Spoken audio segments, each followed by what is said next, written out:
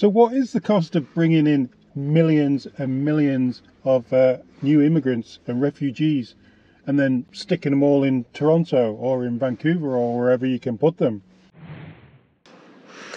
This budget is based on real conversations with you, Torontonians.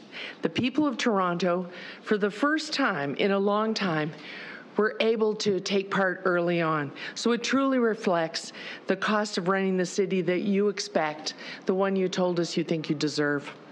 Some people have already called this out on this channel and said that it's because of voters in Toronto and voters in Vancouver and stuff, all these NDP voters and Liberal voters who have brought on themselves what's going on in Canada.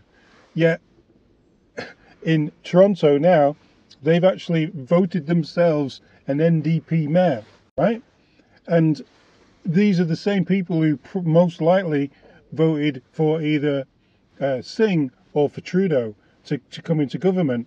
And they're all the people who are renting maybe, or got houses, live downtown, don't want to drive anywhere, love the electric car idea, probably do go on their bicycles and do walk to the subway stations, unlike some politicians, Mrs. Freeland, who don't do that.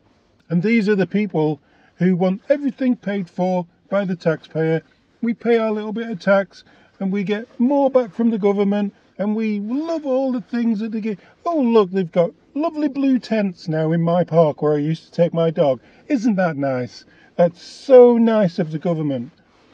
Yeah, well, well, they're a bit pissed at the moment because Chow, she's going to put housing tax up by 10.5%, maybe even more, to 16% if the Liberal government, the federal government, don't help out. And she is adamant, end of the month, this is what's going to happen. An additional federal impacts levy of 6%. That's the property tax cost of fulfilling a federal responsibility of $250 million. It would mean 6% on the property tax dollar. Yeah. That would be the federal policy taking a direct hit on Torontonian pocketbooks. She didn't say she was going to do anything during her election campaign, but there's going to be a huge rise in housing tax. That's going to affect renters as well. So if you rent and you're in Toronto, your rent's going to go up because that landlord isn't just going to poke out another 16% money to pay to help you keep your rent level.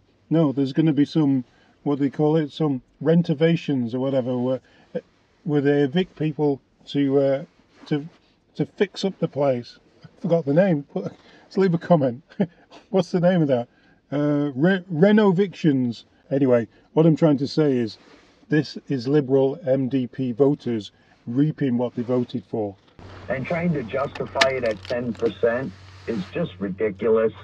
What happened to all the money the province gave us for them uploading both highways?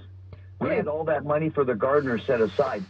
What if there was a 0% increase this year?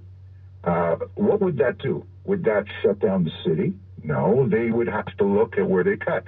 So if you recall, the mayor, the last temporary mayor, I can't remember her name, they were all trying Jennifer to McCalvey. saying, yeah, if we weren't going to get this money, then we're going to have to start cutting. So the worst thing that happened was they were promised this money.